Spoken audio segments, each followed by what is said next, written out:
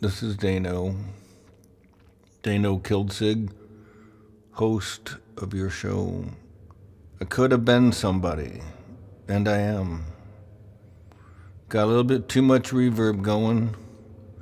To bring that down a little bit. Today, I talked to Mark Duran, bass player extraordinaire from New Mexico and veteran of the San Francisco scene in the 80s, 90s, and beyond. Member of Helios Creed's band, I guess I should say. Anyway, I'll play a song for you, but after the conversation, so if you want to bow out, that's cool. Signing off now. Dano Kiltzig, fucked up guy.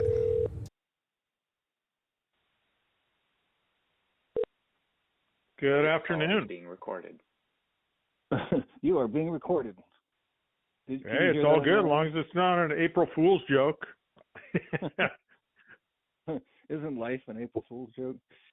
Sometimes it seems that way. So you're up in Ukiah now. I am actually at the coast.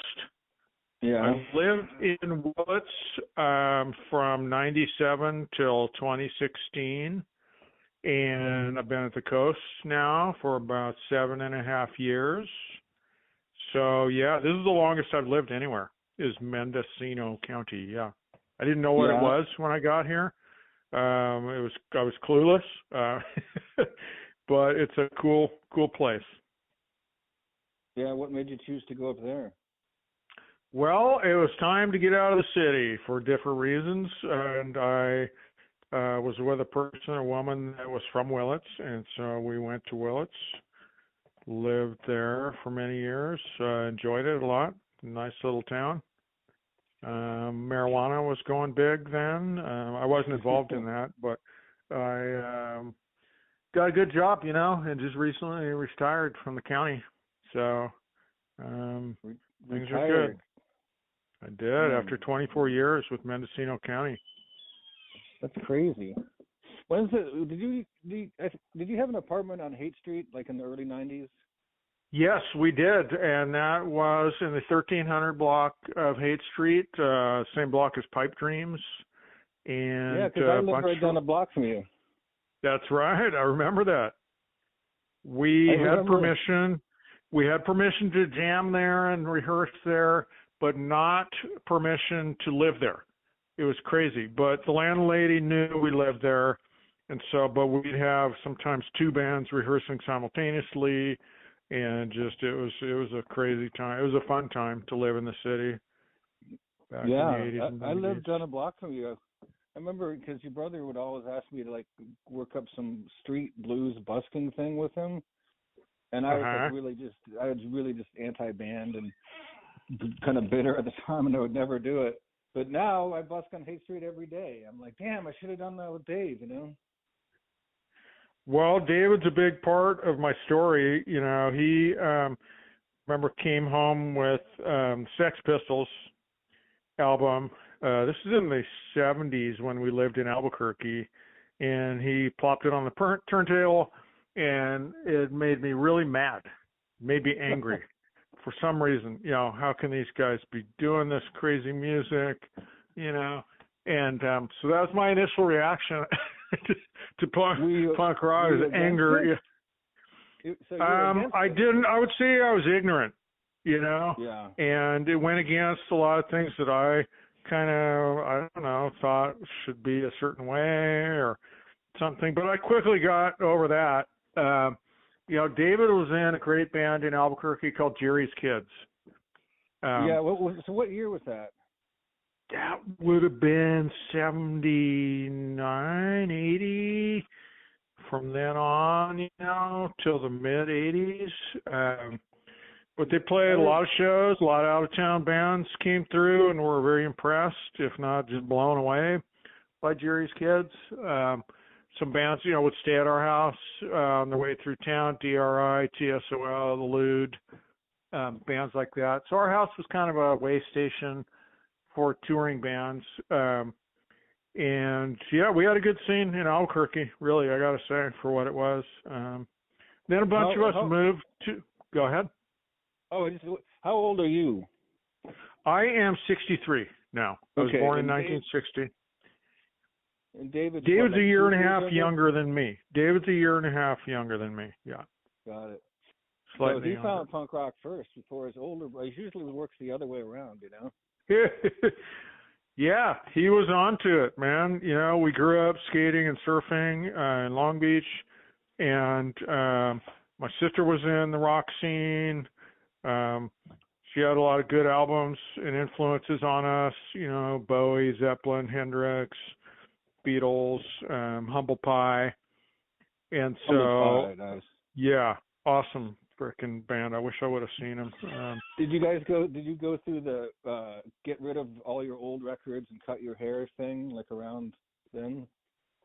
You know, at one point I did get a mohawk. It didn't last long. I just went ahead and shaved my hair, but I had long hair on and off for years. Now I have a bald head, but yeah, you know, we'd make our own T-shirts, do-it-yourself ethic, you know, of putting on shows and bands, you know. It's identical. We were just over in Indiana doing the same thing. It was a shitty skate park and, like, you know, obviously not surfing, but you know, we had our first band, the Defects, with the backwards K, and bands would come through and stay at, you know, our college house and shit. That was a good time. It really was, you know, looking back. I mean, it was authentic rock and roll, you know.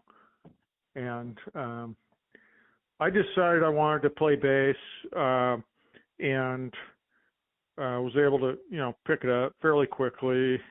Started playing in cover bands, cheesy bar bands, but it did help my playing in my ear. And went to a lot of shows. I gotta say, we went to a Grateful Dead show in Albuquerque in '76. That made a big impression on me. And then there'd be various bands coming through town, you know, hard rock acts that we'd go see. Made a big influence on, you know, impression on me. I remember 999 came through Albuquerque and played the Chemo Theater. And I'll never forget, you know, the bass player, watching his moves and his ability, you know, just his whole presence. Right. So, well, those guys were all in, like, pub rock bands before 999. Yeah, I was impressed, man. They had it together. They were happening. And then, you know, I mean, other bands would come through town. Saw Zappa, you know, I saw The Dead, AC/DC, ZZ Top, the bigger acts. How was AC/DC? Awesome. Freaking life-changing. That was in '82, I want to say. It was not with Bon Scott. Doggone it, I missed it, you know. But they had came through opening for Journey and blew away my friends, you know, when they had Bon Scott. So, and then when I saw them, I was working the show in the front and guarding this big electrical outlet thing no one was supposed to mess with. But there were, you know, fist fights, people projectile vomiting, you know, down in the pit. And I'm like, okay, this is a legit rock show. This is rock and roll, you know. This is where I belong, not to mention Angus, you know, and the whole thing. So that blew me away. So, I mean, after I got out of UNM, I went to UNM, got a Bachelor of Fine Arts. I did technical theater for years, doing set construction and lights and sound and stuff. I'm like, get me the hell out of Albuquerque. So a bunch of us moved to the Bay Area, you know, Oakland and SF. And a lot of talented musicians came out of Albuquerque right then, and tattoo artists, and just, you know, people, scenesters, and it was a cool time, you know. It was like a university town, though, where you grew up, right? Well, I was raised in Long Beach, but Albuquerque has a big Air Force base and the university and arts. You know, now there's a lot of culture, but at the time it was a freaking wasteland. There was no skate parks. You know, we'd skate the ditches and ramps, but Yeah, it's like a good place to leave, to see it in your rear view mirror, like peace out Albuquerque. But did you guys? Did you already have that? You had that band Corfu, right? Were you in that? Yeah, Corfu was one of our local bands that was so great, man. I was not in the band, but I helped roadie for them. I lived with them in Oakland, in West Oakland, and was just privileged, to be there, seeing them live. They put out an album. Jello was very interested in them and supportive of them. Corfu opened for the DKs at the farm and Ruthie's, and so it was an exciting time. I never went to Ruthie's. I think that was kind of dying out when I moved to SF.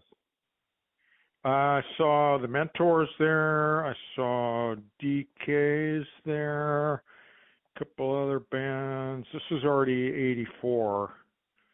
So you moved to San Francisco around the same time as I did, 85 or so? Yeah, sounds about right. Because I was in the East Bay for a minute.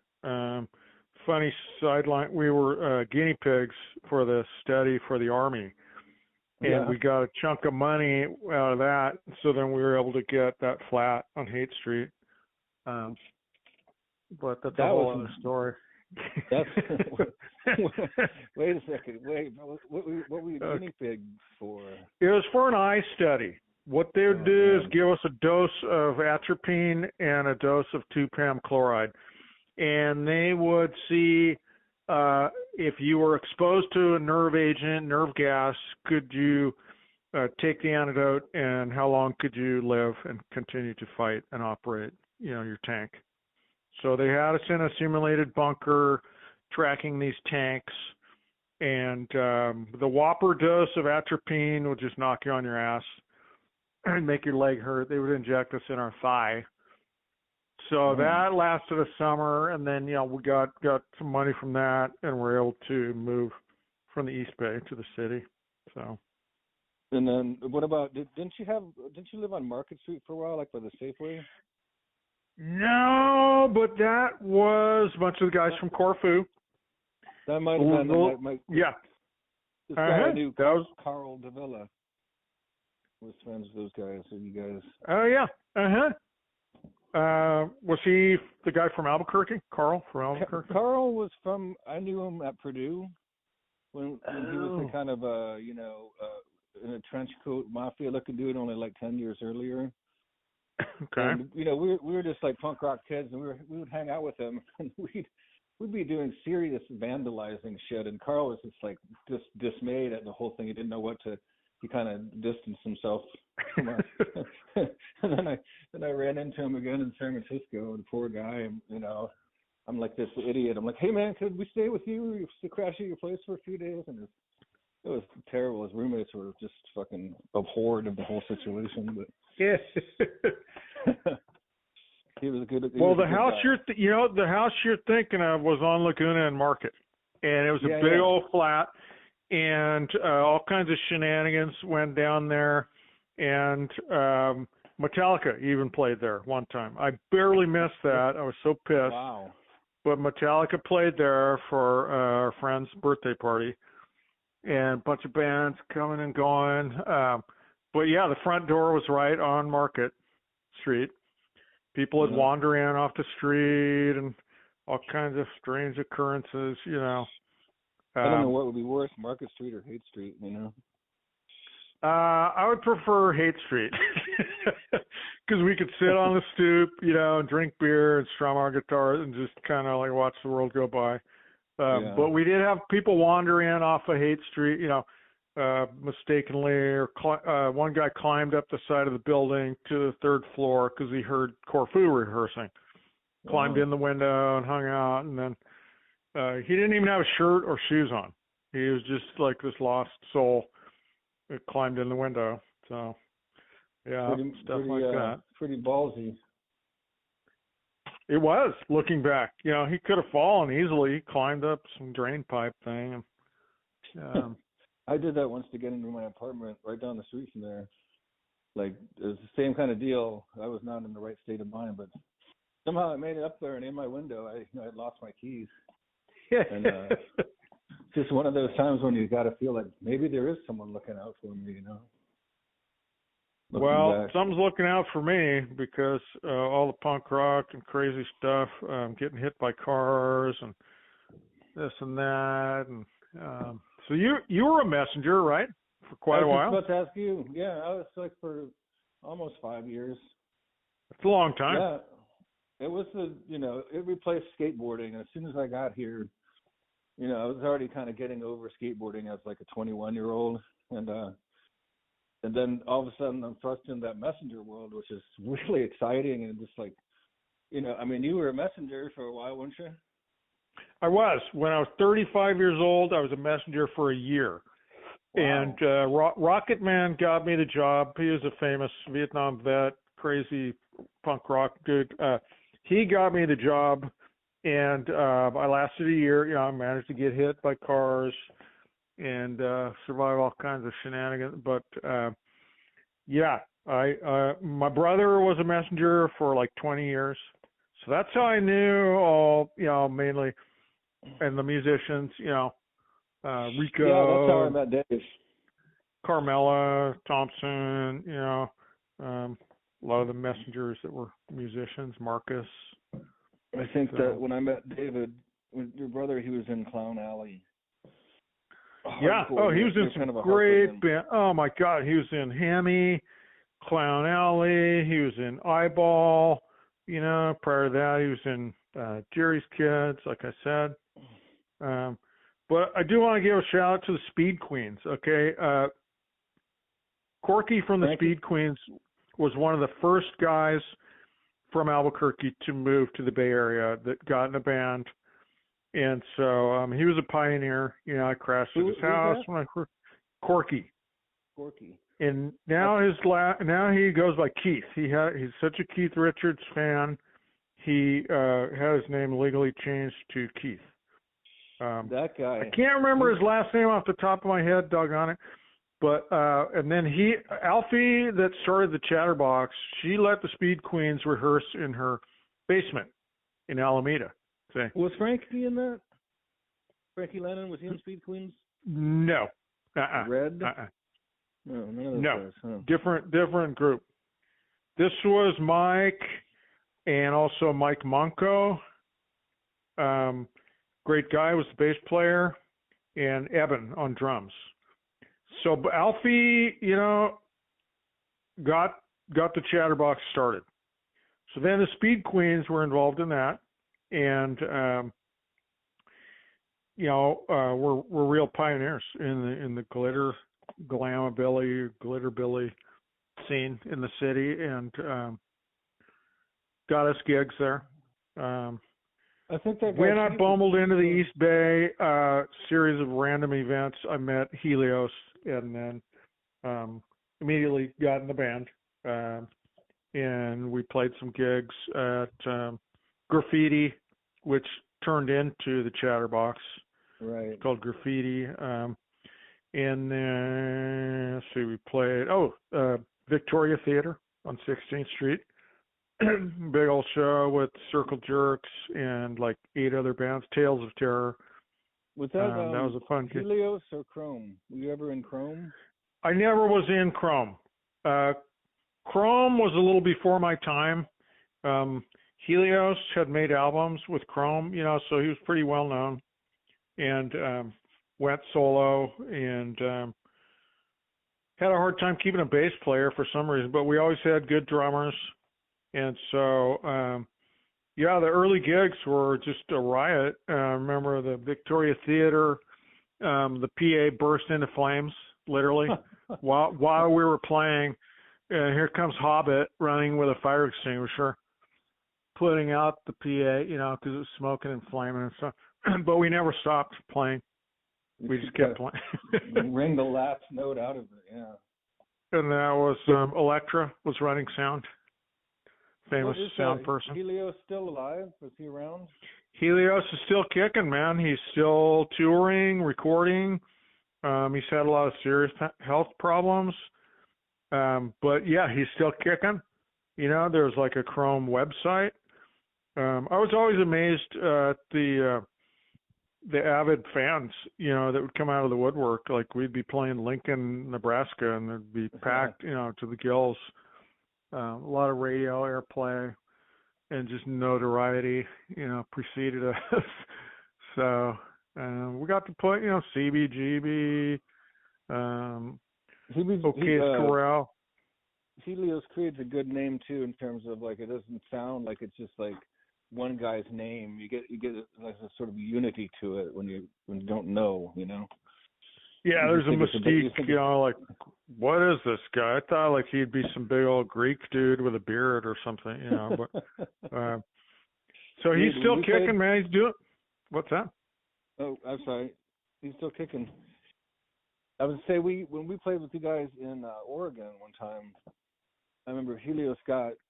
I thought he was joking. He kept like going back to the bus and getting more foot pedals and hooking them up. And I don't know how many foot pedals he had, but somehow it was like that's like funny 50 at least.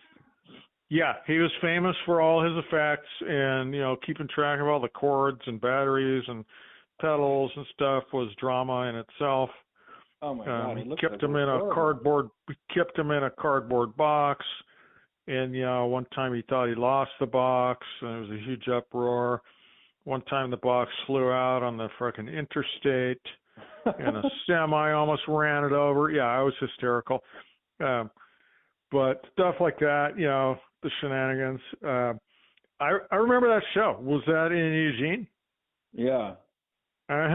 July 4th show with Osgood Slaughter. Yep. Boy, that takes me back. Damon Vautour put that show on. Oh, yeah? And there's actually a VHS tape of that somewhere. The power went out, I remember, and the cameraman was on acid, and so half of the show is like sideways, framed sideways on the VHS. You can't make that up. Just wild stuff like that. Yeah. That Damon Vautour guy recently passed away, and I feel like I was around a lot when he was at places, and I just can't remember ever interacting with him, One of the nicest guys I've ever met. Funny and just a real true friend, Guy give you the shirt off his back, very youthful and, just a crucial part of the scene, really, for decades. I was real saddened when he passed. Yeah, man. It seems like every other day, doesn't it? Somebody. We have been losing a lot of people. No kidding. Not today. But one of my favorite bands out of the city was Bomb. I just wanted to mention them. They were real unique, raucous and sincere, and one of my main influences. I was so excited when they started playing, and they morphed, a couple times. But the original Bomb lineup and the early gigs were really something to see. I'm pretty sure the Freak Show played our first gig with them and their first gig on in a basement on Oak Street. I could be wrong. I know it was our first gig. Oh, but yeah, dude, I totally agree with you. They were the sickest. I mean, they were so great and so powerful. And, I was always kind of disappointed in Michael for what happened, I guess, but. Well, he's got a website, and I mean, it is what it is. I wish they would have continued, in their early form, because they were so awesome. The Rhythm Pigs also were a band at that time from El Paso. They were always touring. They went all over the world many times. I'm still close with Jay Smith, the drummer. But they were influential, I believe, on the scene and the DIY, aspect of it. Ed Ivy, the bass player, isn't doing so well health-wise recently, but he's still with us. He's back home in Texas. So he was Always just a solid person. Yeah, I don't remember really knowing them, but I remember seeing them. But yeah, I was gonna say go back to Baum for a minute because I had a couple funny experiences with Michael Dean over the years, and he's the kind of dude that people probably think I'm the same way. Like I just feel like he doesn't like me, and people have told me before, like you didn't like me, and I was like, what are you talking about? But Michael, one time I ran into him at the ice rink downtown, and I was just getting my band started again, and he supposedly was like doing websites. So I asked him, and I got his number, and then I called him up, and we talked about this and that, and then I was going to go meet with him, and he goes, oh, and do me a favor, don't come over here drunk. I was like, what? Like, I was taken completely by surprise because I thought that guy consumed 10,000 times more things than I ever did. But I guess he was newly sober, and I put it together like I was at the ice rink and I had a couple drinks with my friends, so maybe I just reeked like booze or something. But that was just kind of a funny thing for Michael Dean to say to me, anyway. Or maybe he was just being proactive. Yeah. I don't. Who knows? I follow him. He still does music and stuff, and Yeah, he's got Biptunia. It's like a one-off electronic music. Music that doesn't suck. Electronic music that doesn't suck. Right. Now I was going to mention someone else, doggone it. I know, Jonathan Burnside. Here's a guy I went to preschool. I went to preschool with him in Long Beach. Okay, flash forward 30 years. I bump into him in the city. I'm like, oh yeah, I remember you. And so I mainly remembered his name. I ran it by my mom, and she's like, oh yeah, he's the same dude from Long Beach. Okay. Yeah, I was going to say, and he was always recognized him. He was always mischievous and getting in trouble, even in preschool days. And so he asked me to be in his band. They were called the Razors, and so we played around town. And he started a studio there on Fell and DeViz called Razor's Edge. Yep, it's still there to this day. I helped install the window and do a bunch of handyman work there and stuff. And we'd rehearse there and play at the Viz and the Mab and Chatterbox. His partner at that Razor's Edge studio was my weed supplier for several years when I sold weed, and I often wouldn't have the money for it, so he would come over and I would give him like my Les Paul until I could sell all the weed, and then he'd bring that back and I'd give him the money, and it was just he was like my personal pawnbroker, That's but funny. he never went in the studio at all, this dude. A little collateral. I don't know. Well, without saying his name, were his initials JC? Honestly, I was just trying to think of that. I wasn't going to say his name, but yeah, it's got to be the same guy. Kind of a nerdy guy. Kind of a nerdy, more skinny, kind of nerdy. Yeah. Maybe had wire rim glasses or something. Good guy, real good guy. No, he was really nice. But Jonathan. What's that? He saved my ass lots of times. That's all. Yeah, no, he was a really good guy. Jonathan was more mischievous, adventurous. He eventually took off and sold out his share, but he was a successful producer in the end, and to this day produces records. And so that was part of my story. Is Razor's Edge Studio on Fell and DeViz. It was still a wild neighborhood back then. There'd be crimes happening, right there in front of the studio, and you had to kind of watch your back, Don't leave your guitar on the sidewalk for very long. Well, Helios left my guitar and my TV in the van, and he didn't lock the van, and he went into Razor's Edge. Oh my God! And he said, "Oh my goodness, I left the van unlocked, and of course the stuff was gone." And all kinds of crimes and just adventures and shenanigans. But you had to watch your back around there. Did he get you a new guitar? He never did, but it's all good. Yeah, that was an old like Silvertone I had gotten at a yard sale, real cheap, and the TV was a little black and white, piece of junk. But it is what that was 30 years ago. I mean, nothing could matter from back then. Now, at least not to me anyway. Well, I wish he would have replaced him like he said he would, but I know, but yeah, you're not losing sleep over it or anything. Being in a band with him was, could be an adventure. A lot of, police interaction. I remember, just meeting people that I would never meet otherwise. We were loading out one time somewhere, and there was a scruffy guy helping us, and I was kind of like, is this like a street person trying to, grab our gear? And Helios goes, no, it's all good, man. That is Sky Saxon.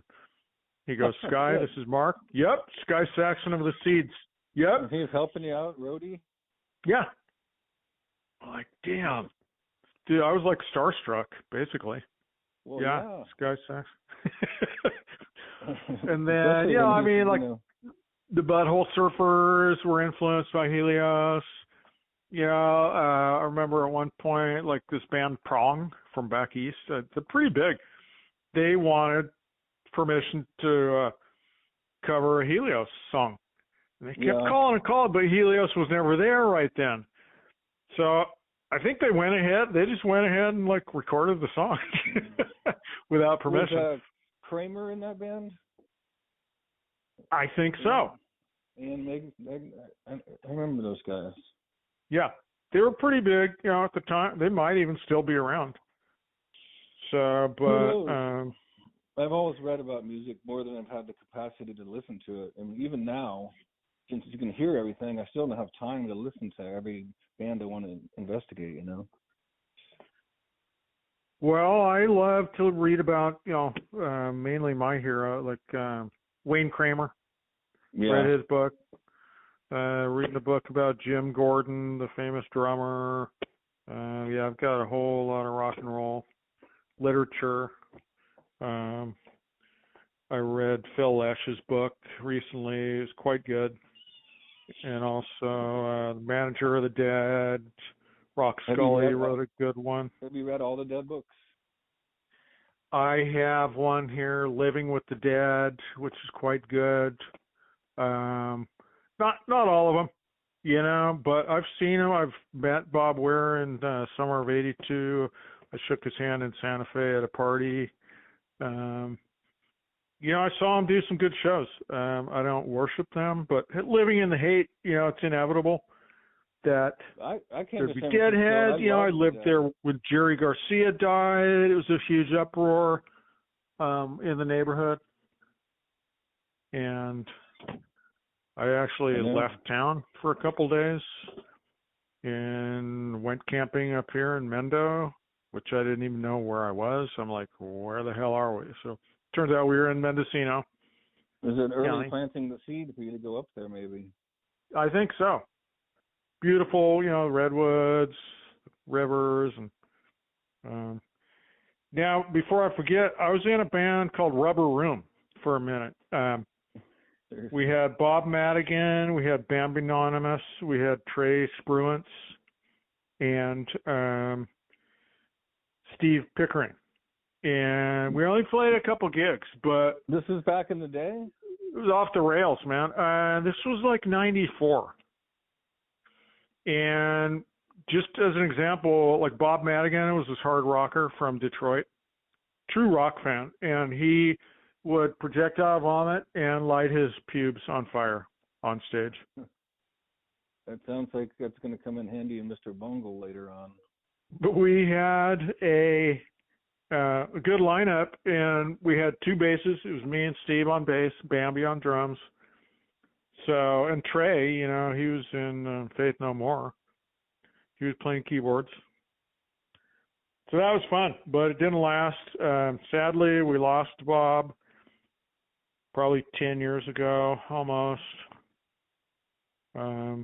Great guy. Did you see both versions of Faith No More? I did not. I only saw the version with Jim Martin on guitar. But it was at the I-Beam. It was a free show.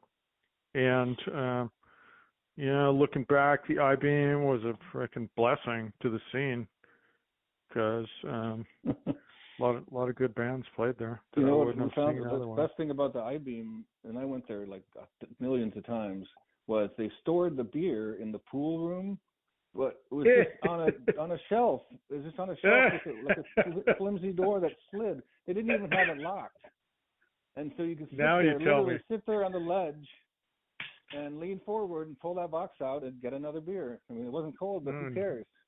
Now you tell me. We never got fucking caught. It's crazy. That's a good one. That's hilarious. Remember the guy, Doug, the bartender in the pool room? He'd like, give you free drinks if you let him touch your butt and stuff. I don't remember that. I don't know. I didn't spend much time in the pool room, but I do remember bumping into my friend. She was playing drums for Babes in Toyland, Lori Barbero. Oh, yeah. She's quite famous. But I remember talking to her there in the pool room. And she was another person I never would have met except for Helios. She was in Minneapolis. Tell me about your interaction with this person, Ron Seahag. Ron Seahag. Do you remember the Seahags? Well, funny story. I was coming we had played a gig in the Tenderloin in the afternoon at this park. Okay. Then we played at the Oasis. And then I was straggling home, probably 2 a.m, trudging up. I was in Lower Haight. I flagged down a cab, and it was like this white trash lady driving the cab. And she goes, "I know you. You're in the Sea Witches." I said, "No, I know who you're talking about, but you got the wrong guy." But no, I don't know that I would know his face. He must have looked like me vaguely or something, but what? I can picture him. I've seen him. The thing is, he's still, that band dissolved and heroin basically killed that band really quickly. But the thing is, Ron Seahag is still around. I still see him when I'll be busking, and I got this little microphone, and he'll go by, and I'll go, "Long live the Seahags," into my microphone, and he'll just kind of look back for a second, but he's always like got his eyes in the curb and looking to pick up little who knows what. I don't know. I can't say I knew him or met him. I remember when they were on the cusp of getting big. Can't remember what happened, if one of them died or they just imploded. Or I remember Jet Boy. One of the earliest shows I went to was Jet Boy at the On Broadway. And what happened to them? One of their members died. Todd Cruz. But they were up and coming. They were going to be stars, I was super impressed with them. Yeah, they were like going to just break big. But the thing is, the guy died, and then that was the end of them. Well, it was the bass player that died. Yeah. Yeah. So, but I remember the show. And I can't remember if the Nuns played with them at that show. But I saw the Nuns at the On Broadway. That was a fun venue. Hobbit was the sound man there. Do you remember? Did you know Hobbit? When you said that name, I was trying to sum it up my memory, and I don't really know who that is. Yeah, he was a Jack's skateboard team dude. And he hung out, around the map and stuff, knew everyone. Pretty notorious for certain things.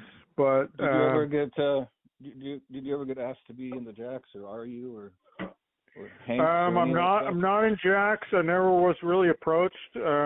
We were avid skaters, me and my brother. We would skate at Fort Miley and around the Haight, but I was never approached.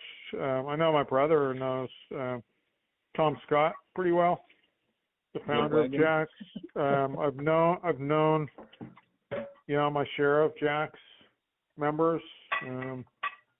Some of them are no longer with us. You know who's a character who you might remember is Pierre? Did you ever know Pierre, the famous punk rock skater? Maybe guy? I did. I didn't, Big old tall I guy. didn't hang out. Oh, is he kind of like dark skinned? Yeah, got dark skin, a bunch of tats. Hell of a nice guy. You don't want to cross him, you know. But he's. I think I know who you mean, but he's always been yeah. really mellow around me. Oh yeah, he's a great guy. Great guy. But he, you know, was one of our early buddies, you know, from the Mab days, from skating and stuff. I bumped into him on the Great Highway. He was crossing the Great Highway. And then we went to the surf shop, Wise Surf Shop, which now closed. But that's been going on 10 years. So I haven't seen Pierre, you know, in a minute. Quite a colorful character. He's pretty famous, actually. He's in Thrasher, you know, got his picture in the media. Local kid. When we were growing up, like Skateboarder magazine was the Bible, you know. And then they switched when I was in high school. They changed it to Action Now. It was like supposed to include, you know, surfing and snowboarding and everything. And then I kind of got away from that and, you know, got into punk rock and girls more. And then Thrasher all of a sudden, it seemed like overnight, became like the dominant force in skating, you know. It seemed to happen pretty quickly. Yeah, I'm not sure what happened exactly, but yeah, now it's a huge empire, basically. My brother knew more about that, you know, with Mike Fox. He was the guitarist in Drunk Engines, you know, with Mofo. I'm not sure if you know Mike. My first day, I was a messenger. I was riding next to this dude, and I introduced myself, and he said he was Mike Fox from the Drunk Engines. Yep. And I said, "Oh yeah, skate rock," because you know we had that compilation. And he goes, he got really like kind of angsty about it. He's like, "We're not skate rock. We don't use that term." Like, that's funny. Sorry, dude. It's funny that's because really there's funny. fucking names on the record. Yeah, I mean it's synonymous with skate rock. He was the guitarist in Hemi, and they were phenomenal. They really were something to see. But he was a pioneer, you know, since way back, and everyone knew him and stuff. And he's a guitar tech. He was influential on me as a guitarist, only in that he had like this Les Paul that the front pickup was taken out, and it just was taken out, so there was just a hole there. So then he could toggle back and forth between nothing and like his super loud guitar. It sounded like Steve Jones and the Sex Pistols, you know? Yeah, he's really something. He didn't have the cover on his truss rod either, you know? And I was like, well, that's pretty rad, you know, rebellious. And he goes, no, that's for a reason. So I can adjust it, you know, as needed without screwing around taking the cover off, you know? Yeah. So, he's got a better command of mechanics than I do, for sure. I think he still has a guitar shop in San Jose, maybe, I want to say. I think you're probably right. I saw him at the Chatterbox reunion show a few years ago. He's married with a kid and still rocking, to my knowledge. Said he was living in San Jose. Was that where he was from, though? Could be. Like he was, you know? I feel like he was from where like Miles and Dave Garman and all those people were from. Anyway, fuck them. Where were they from? We played up there one time. It was by Chico. Santa Rosa? By where? No, it wasn't by Chico somewhere. Oh, you might be right. Because Miles' dad had a bar in Chico. And Hemi played up there. Now, we played in Chico a few times. Pretty raucous shows. They had a bunch of Sierra Nevada, you know, half price or something, $1 a pitcher or something ruinous, you know. But I distinctly remember, you know, Hobbit was our roadie on that little road trip. And we had our school bus and a bunch of us revelers, you know, went to Chico, then I think we went to Portland and Seattle. But the thing about that bus, the brakes would go out intermittently. Okay? You can imagine barreling down a hill in San Francisco at rush hour, and the brakes go out. I remember one time Helios said, the brakes are out. What do? I said, honk the damn horn, for one thing. So something's looking after me because, the fucking brakes would go out on the bus. I remember twice in Portland they went out. Once in the city. And so, but the bus got us all over the place. We went all over the country with it. We toured for a while with Transcendental Hayride in this RV that my dad bought. And it was like already a pretty piece of shit anyway, but I guess he just always wanted one, so he bought one for us. And fucking brakes went out. Fucking brakes went out in Colorado. But on the flat part between two extreme fucking grades, and then right down the street, 2 or 3 miles down the street was an RV repair shop. So, I mean, it was like another one of those things, man. We could have just died, and 15 minutes later, Yeah, something's looking out for us, man. I like to think. Well, some of the other shenanigans. Some of the other shenanigans with Helios, are not fit for publication. But I was just lucky to meet him. Yeah, I was in the band, 7 years, and we went through 4 or 5 drummers, really good drummers. Helios always insisted on getting the best drummers, and then building the songs off that. No point without a good drummer. Yeah. And a couple people, he had the foresight. It's like, yeah, these guys are good and stuff, but they just don't mesh. The chemistry is wrong, or some other thing that he sensed that wasn't going to pan out. How would you get him to even go with you or go on tour? It wasn't like there was tons of money, was there? What's that? Beg your pardon? How would you get like the drummers to join the band and go on tour and do all that stuff? But there wasn't really any money to pay them, was there? Well, they had to either be so enthusiastic, or at one point we did get an agent, which helped us get guarantees. That was a game changer. Once we got on Amphetamine Reptile Records out of Minneapolis, we worked with an agent, Peter Davis, who was like booking the Melvins, the Cows, and stuff, and so we were able to get solid guarantees. Otherwise, like our first drummer, Bill Roth, he had a family. He had like an art career, in the East Bay, and he wasn't going to just chuck it all to go, on some half-assed, punk rock tour. Then we got Scott Anderson. He's a renowned, pretty famous musician from the punk rock days, and also a guitarist. I was in several bands with him simultaneously. Guy can play any instrument. He's phenomenal. But he was like, yeah, no, I'm good. So then we got Todd Preuss, phenomenally gifted drummer. And he stuck with us for several years, recorded with us and stuff, and toured with us. Then he was over it. He got over it.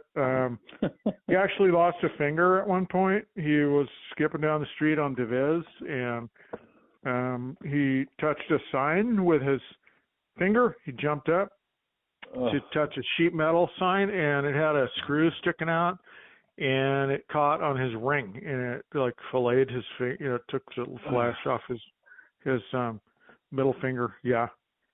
So he continued to drum. He's still kicking. He moved away, but he got over it. There was a lot of chaos and tumultuous stuff in the band, as you know, from playing in bands. He still was able to play. Yeah. He had the finger all cleaned up, fixed up. Yeah. But he was so good, man. Any drummer that saw him was like, yeah, this dude's fucking so good.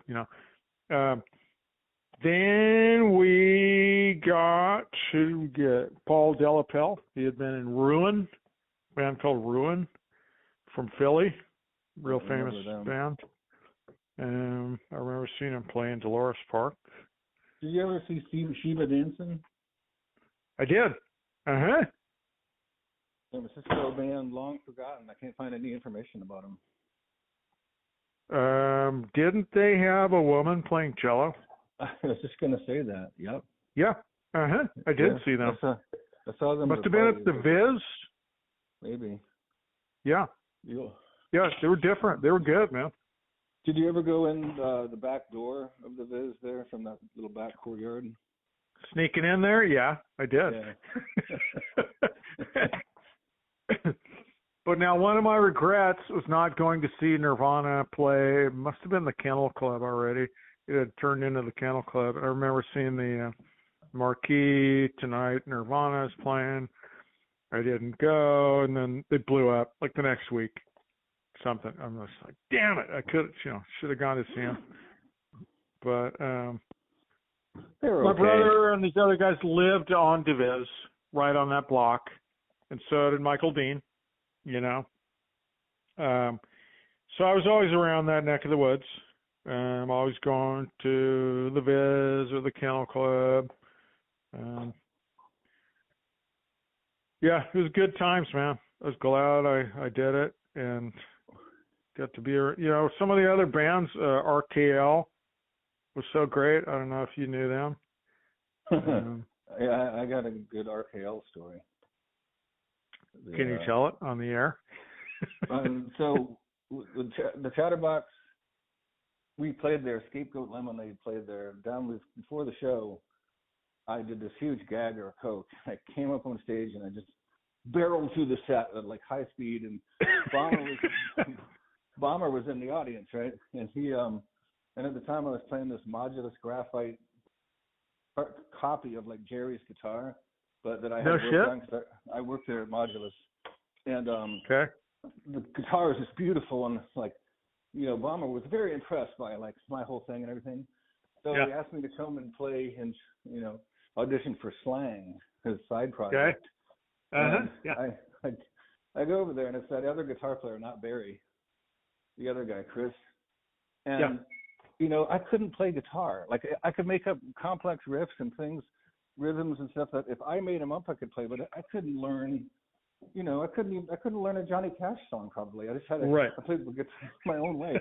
And that kid was so pissed and so disgusted with me. Like, he kept trying to show me this riff and being a total dick about it. And I finally just packed up my guitar and left. But I only feel like only just now I might have been able to follow something he was doing, after all these years of practicing shit. But so didn't get to play in Slang. I want to say I saw Slang play at a studio gig, like Napoleon Studios or something, and Bomber was the lead singer. Bomber was the lead singer for sure. Yeah. But I was disappointed, when RKL folded, and I knew Bomber, of course, Barry, I knew Vince, their original bass player. I don't know Joe Raposo, but he's freaking phenomenal, virtuoso shredder. RKL's playing a couple of shows coming up. Bottom of the Hill. No kidding. Might even be this weekend. Okay. Well, is Barry playing? Barry's on tour, I think, with MDC still. I don't really know. He probably just come back for it, right? I don't know. MDC is another one, I saw them play in Santa Fe, New Mexico. Freaking phenomenal band. That first record is fucking great. Influential on all of us, I think. Witnesses were phenomenal. I remember the Witnesses. God, they were good. Oh, what about you? Are you still playing music? I have not played in a band for a while. People have asked me. I've tried. I'm pretty much done with the band thing. I enjoy listening, and watching bands. But rehearsing, schlepping the gear, putting up with everyone, and everyone putting up with me, is, I'm pretty much over it. I've moved on, but I'm glad I did it, and feel real privileged to have seen But so many don't great you, artists. play guitar also? Don't you play guitar too, though? I plink around on guitar. I got a cheapo Squire Strat a while back, and then I couldn't resist, went back and got a cheapo Squire Telly, from the local shop. That's what I play now. Yeah, Squire Telly.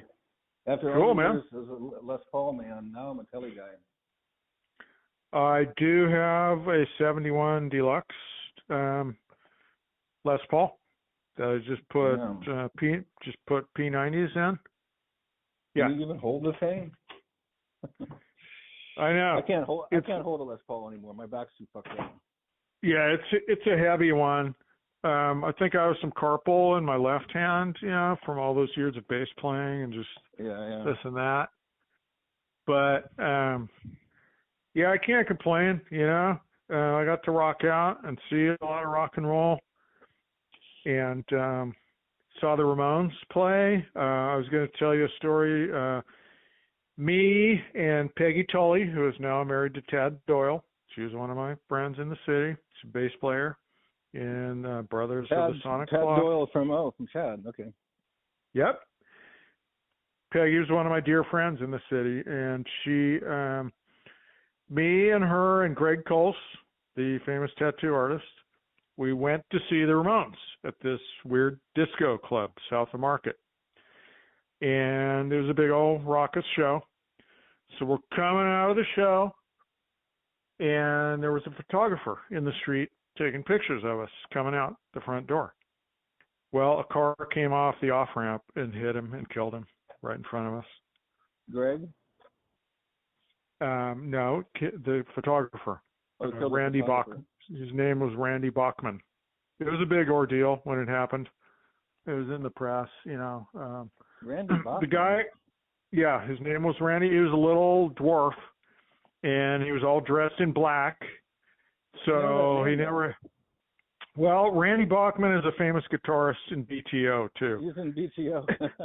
but it's a different Randy Bachman. All right. This guy was a renowned rock photographer, and but he was in black, and he was in the street, and it was at nighttime, and the driver didn't see him and hit him and kill him. So not to wax morbid on you here, but that was one of my memories. That was one of my one of the times when you could see someone that went way too early, or just right in front of your face, at least. What happened? Oh, I don't know. I said something, but now it's lost. Well, that memory stuck in my mind. It shook me up. But both those people that I was with at the show, are pretty renowned. Peggy Tully and, Greg Coles, famous tattoo artist, did some of my tats. He pioneered tattooing on people's heads and tribal tattooing. That's insane. Him and his partner, Bones, who recently died, R.I.P. Bones, David Smith. They had a little tattoo space at this bookstore across the street from our house on Haight Street. But it was kind of on the down low. No, on the other side of the courtyard to the east. Yeah, there was a little bookstore, a little storefront. And it was Around the World books. So Greg and his partner had this little loft built, and it was on the down low, but they were doing a long, steady business. And then they got shut down. The cops stumbled across it and shut them down. But yeah. Nowadays, it seems like you can do whatever you want. Well, the only way he got caught was there was a punk rock dude skating around there in the courtyard. The cop came up and rousted the kid, and the kid says, "Well, I'm waiting for my friend that's getting a tattoo." The cop said, "What? Getting a tattoo?" Went in there and shut him down. So, what's Haight Street like these days? I mean, it's really not that different. from, the steady erosion since I've been here this whole time. But like, it's not worse because of COVID, and it's no more dangerous than it was in our, in the 90s. But all the stores are gone. I mean, like, there's nothing but like vintage clothing stores. Like, it seems like a new one every day. And other little businesses try to pop up and stay for a while, and then they close. The burrito place close. It's horrible. For me, but there's Gus's Market is here, and they're expanding. Hay Street Music moved out to Alameda or someplace like that. So, are you more Coal Valley?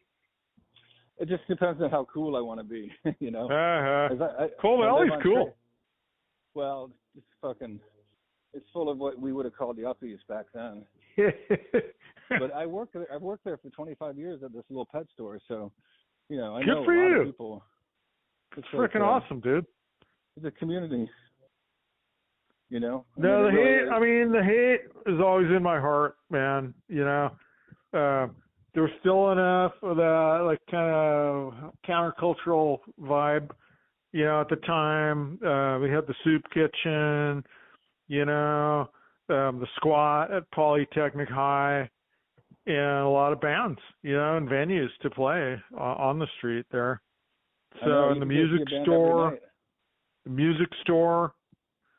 So I have fond memories, There seems to be still some sort of thing, it's not just the dead. It's like some sort of seeker young person. They always end up here.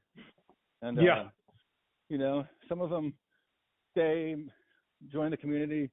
Others, get enlightenment, move on. And then some become junkies, It's the same as always, Well, what I tell people, some of my redneck friends that live up, they're like, it's stupid, hippie or whatever.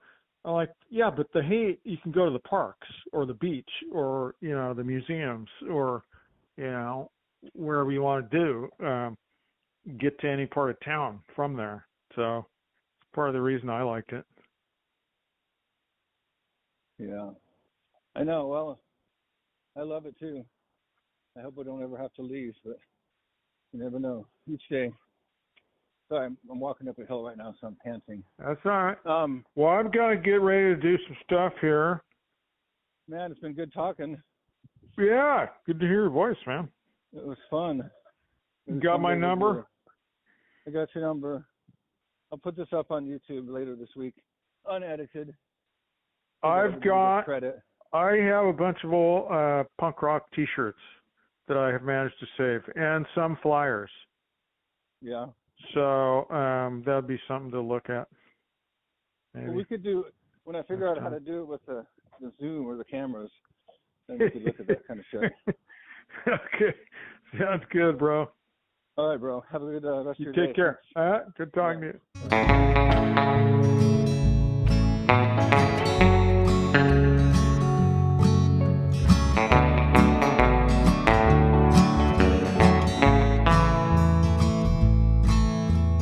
Since you've been gone, I picked up my hobby. I have a couple drinks and get a little wobbly. I can stop anytime, I usually do, unless I have one more, 'cause I miss you. Now my back is on fire, my feet are too. I always say I don't need nothing, but that ain't true. I can stop anytime, after 1 or 2, unless I have one more, 'cause I miss you. Well, I miss you certain times of day, like right before bed, and when I wake, you were the gold rushing through my veins. Something, something, something about railroad trains.